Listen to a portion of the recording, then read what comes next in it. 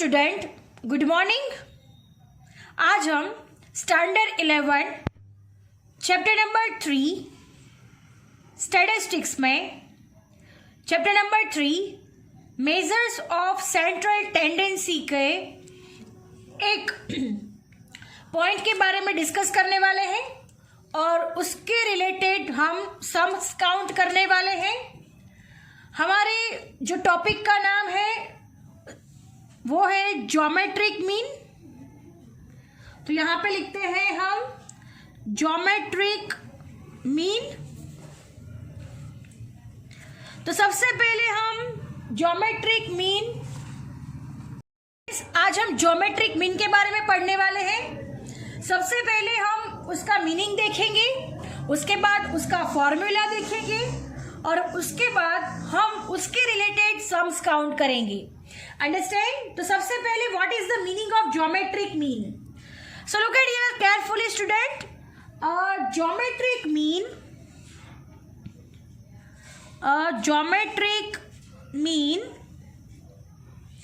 is defined as the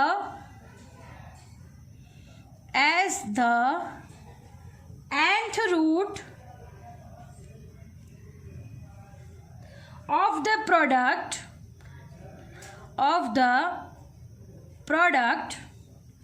of n positive observations and now look at here student, a geometric mean is defined as the nth root of product of n positive observation and it is denoted by G. Understand? Again, a geometric mean is defined as the nth root of the product. यानी जितने observation दिए हैं उन सबका हमें क्या करना है, मल्टीप्लिकेशन करना है और फिर उसका रूट निकालना है। And positive observation and it is denoted by G. उसको जी से हम क्या करते हैं, डिनोट करते हैं। Now thus for an observation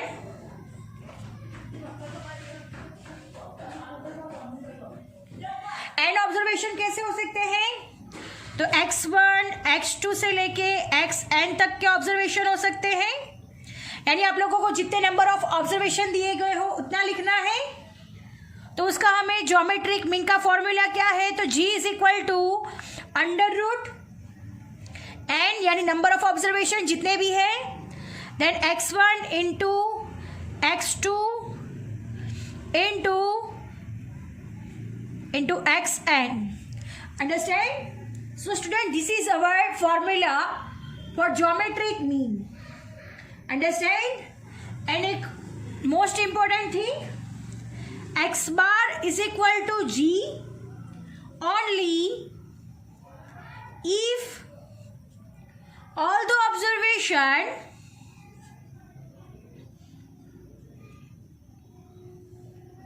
have same value। अगर हर एक ऑब्जर्वेशन की सेम वैल्यू है तो x bar is equal to क्या हो जाएगा हमारे पास, g। Understand students? तो ये हो गया हमारा मीनिंग, डेफिनेशन। अगर आपको आस्क किया जाए कि what is the geometric mean, तो आपको ऐसे डेफिनेशन लिखना है, इसका मीनिंग लिखना है और उसके बाद उसका फॉर्मूला अप्लाई करना है। Understand students? अब हम इसके रिलेटेड एक सम काउंट करने वाले हैं। सो लेट अस स्टार्ट। सबसे पहले हम सम को लिखेंगे, उसको समझेंगे और उसके बाद हम उसका काउंटिंग करेंगे।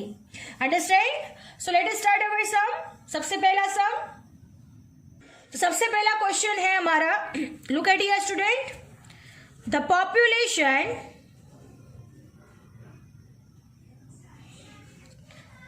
of an area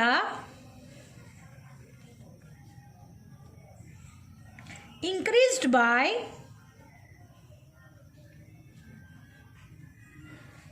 15%, 18%, 13%, 20% respectively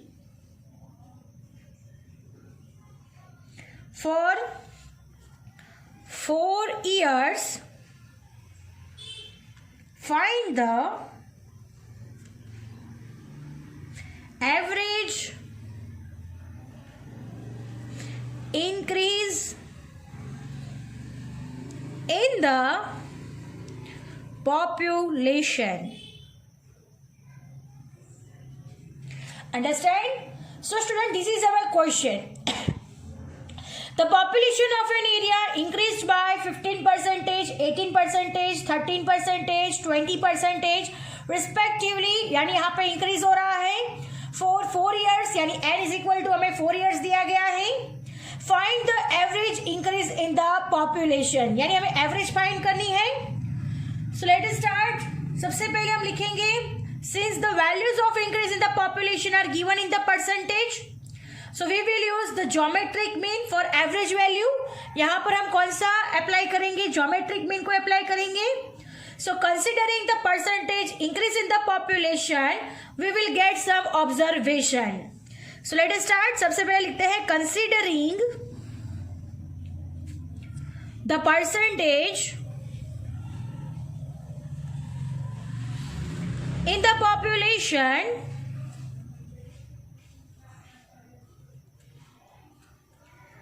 we will get the observation.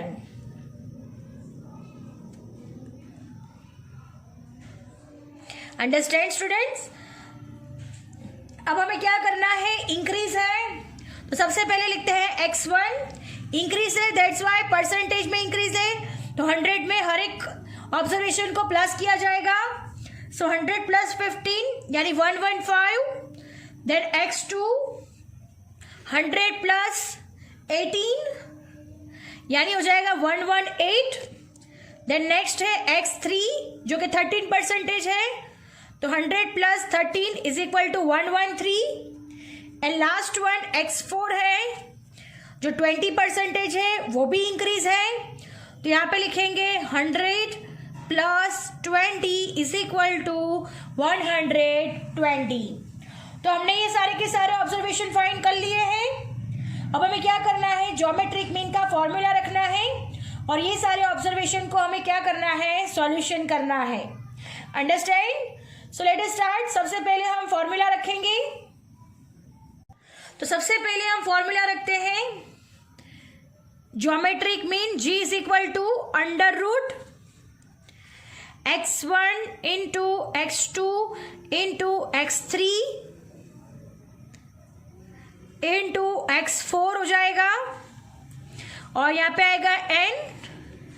अब हमारा n है 4, x1 है हमारे पास 115 इंटू 118 इंटू 113 इंटू 120.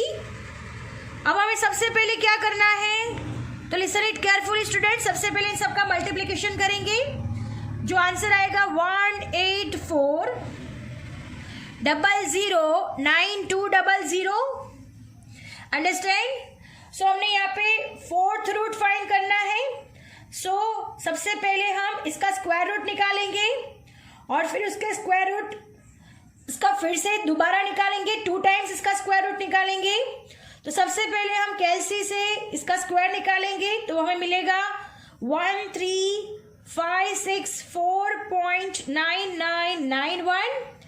फिर उसका फिर से हम रूट निकालेंगे जिसका आंसर है 116.47. सो student this is our answer.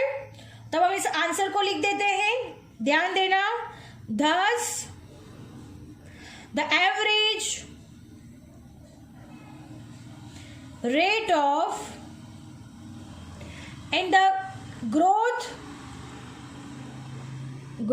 in the population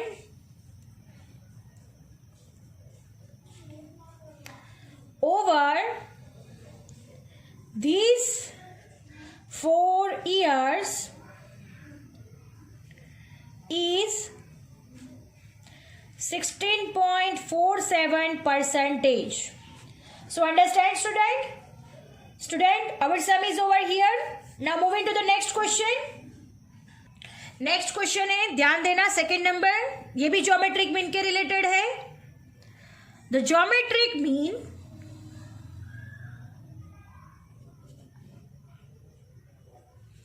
of two numbers is 2 if one number is 4 times the other number. Find the numbers. Understand? तो हमें क्या करना है, नंबर्स को फाइंड करना है. तो सबसे पहले हमें अज्यूम करना होगा, दो नंबर्स दिए गए हैं, दोनों नंबर को हम अज्यूम करेंगे. तो सबसे पहले वाले नंबर को हम सबसे पहले अज्यूम करेंगे. So suppose the smaller number is x1 is equal to a. अब फर्स्ट नंबर से सेकंड नंबर 4 टाइम्स ग्रेटर है, right? So then the larger number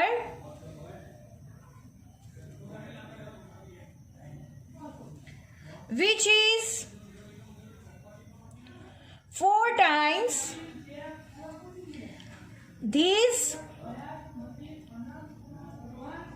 number is 4 times the other number which is 4 times, right? So x2 is equal to first number a है, तो second number कैसा हो जाएगा, 4a हो जाएगा. Then the larger number which is 4 times this number is 4 times the first number, यानी 4a हो जाएगा. एंड हमें geometric mean g is equal to 2 दिया गया है. अब हम यहाँ पे क्या करेंगे, ज्योमेट्रिक मीन का फॉर्मूला रखेंगे और फिर इसका सॉल्यूशन कर देंगे. तो सबसे पहले हम ज्योमेट्रिक मीन का फॉर्मूला रखते हैं. g is equal to under root x1 into x2 हो जाएगा. अब हम इसका सॉल्यूशन करेंगे. x1 है हमारे पास a इंटू 4a और ज्योमेट्रिक मीन है हमारे पास 2 is equal to 4a square हो जाएगा. अब हमें 4a स्क्वायर का अंडर रूट निकालेंगे तो हमें आंसर मिलेगा 2 is equal to 2a. a का वैल्यू फाइंड करना है, यानी 2/2 हो जाएगा, 2 कैंसल. तो a इज इक्वल टू हमारे पास आंसर होगा a is equal to 1. So our answer is thus we get first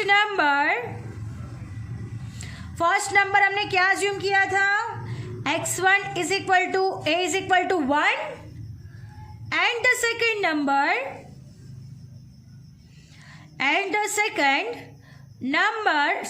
हमने अज्यूम किया था x2 is equal to 4a, यानी 4 इंटू 1 करेंगे तो सेकेंड नंबर हमें कितना मिलेगा, 4. Understand students? So student, our sum is over here and lecture is also over here. I hope you understand it very well. Thank you students.